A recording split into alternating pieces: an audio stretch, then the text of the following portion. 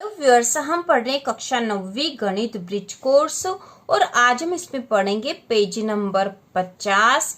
तो यहाँ पे अधिगम परीक्षण दे रखा दशमलव संख्याएं वाला। तो प्रश्न पहला है, निम्न संख्याओं को दशमलव में लिखे। तो हमें दशमलव में लिखना है।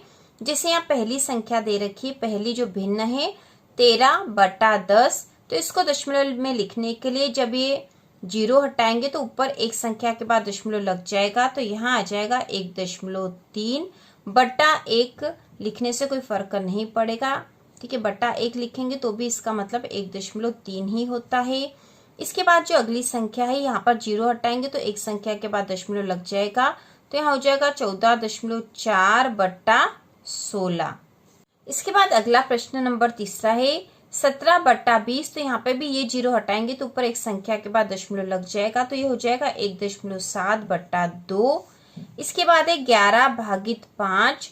तो यहाँ पर 0 नहीं है तो हम इसको भाग लगा के देख लेंगे। 5 का भाग लगाएंगे 11 में तो 5 दूना 10, फिर 1 बचेगा, भाग नहीं जाएगा तो दशमलव लगेगी, फिर 5 दूना 10 तो 2.2 इसका उत्तर आएगा। इसके बाद प्रश्न नंबर जो दूसरा है, तो यहाँ लिखा है छायांकित व अछायांकित भाग को दशमलव में लिखिए। तो छायांकित भाग मतलब जो जिसमें कलर करा हुआ है, जो हमें ऊपर ऊपर दिख रहा है वो छायांकित भाग है और बाकी भाग अछायांकित है और इसे हमें दशमलव में लिखना है। तो कुल भाग कितने हैं? 1 2 3 4 5 6 7 8 9 10। तो 10 यहाँ पर है और 1 2 3 4 5 6 7 8 9 10 10 यहाँ। तो 10 गुणा 10 मतलब कुल 100 भाग है ये, ठीक है। छायांकित भाग और अछायांकित भाग बताने हैं। तो कुल भाग तो 100 है हमारे पास और 100 में से छायांकित भाग कितना है? तो 1 2 3 4 ये 10 है और ये भी 10 है। 10 और 10 20 भाग छायांकित है। तो हम यहाँ लिख देंगे 20/100। मतलब 100 में से 20 भाग जो है वह छायांकित है और इसको हमें दशमलव में लिखना है। तो दशमलव में लिखने के लिए 2 0 हटाएंगे तो ऊपर 2 संख्या के बाद दशमलव लग जाएगा। तो यहाँ पर हो जाएगा 0.20, ठीक है, ये आएगा। और अछायांकित भाग करना है तो क्योंकि 20 भाग छायांकित है, इसका मतलब जो बचा हुआ है 100 में से 20 घटा देंगे तो 80 आएगा। तो 80 भाग जो वह अछायांकित है। तो हम यहाँ लिख देंगे 80/100। यहाँ पे भी हमें 2 0 हटाएंगे तो ऊपर 2 संख्या के बाद दशमलव लग जाएगा। तो यहाँ आ जाएगा 0.80। तो 0.80 भाग छायांकित है। इसके बाद इस संख्याओं को बढ़ते क्रम में लिखे। तो बढ़ते क्रम में लिखना है तो सबसे पहले इस संख्या को लिख देते। तो बढ़ते क्रम में लिखने के लिए सबसे पहले सबसे छोटी संख्या लिखते। तो यहाँ जो है ये संख्या है, इनमें सबसे छोटी है 1.4, फिर इससे बड़ी है 1.8, 1.8, फिर इससे बड़ी है 2.2, फिर इससे बड़ी है 3.0। तो इस प्रकार हमने इसको बढ़ते क्रम में लिख दिया है। उसी प्रकार इन संख्याओं को भी बढ़ते क्रम में लिखेंगे।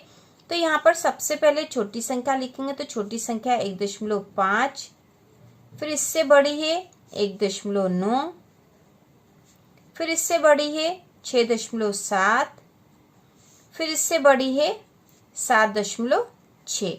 तो इस प्रकार हमने इसको बढ़ते क्रम में जमा दिया है। इसके बाद प्रश्न नंबर चौथा है, हल कीजिए।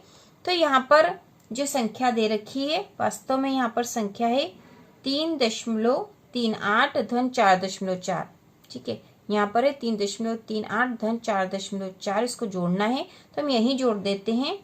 3.38 में 4.4 जोड़ना है तो 4.4 ऐसे लिखेंगे क्योंकि दशमलव के नीचे दशमलव आना चाहिए। अब इसका योग कर देंगे, इसके नीचे कुछ नहीं तो 0 लगा दिया है। 8 में 0 जोड़े तो 8 ही आए। 3 और 4 7, दशमलव के नीचे दशमलव और 3 और 4 7, तो 7.78 इसका उत्तर आएगा। इसके बाद जो दूसरा है 4.4 ऋण 2.35। तो यहाँ घटाव करना है, ठीक है। तो यहाँ पर दशमलव है, 4.4 में हमें 2.35 घटाना है, ठीक है। अब यहाँ इसके ऊपर कुछ नहीं तो 0 लगा देंगे। सो घटाएंगे तो 0 में से 5 नहीं घटेगा, ये उधर से उधार लेगा तो ये 10 हो गया। 10 में से 5 गए तो 5 बचा, इसने उधार दे दिया था तो ये 3 हो गया। 3 में से 3 गए तो 0 बचा। दशमलव के नीचे दशमलव आएगा और 4 में से 2 घटाएंगे तो 2 बचेगा, तो 2.05 इसका उत्तर आएगा।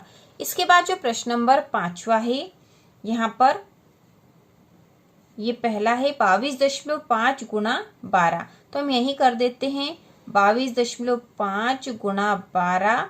तो जब भी गुणा हो तो पहले गुणा कर लेंगे और उसके बाद हम संख्या गिन के दशमलव लगा देंगे।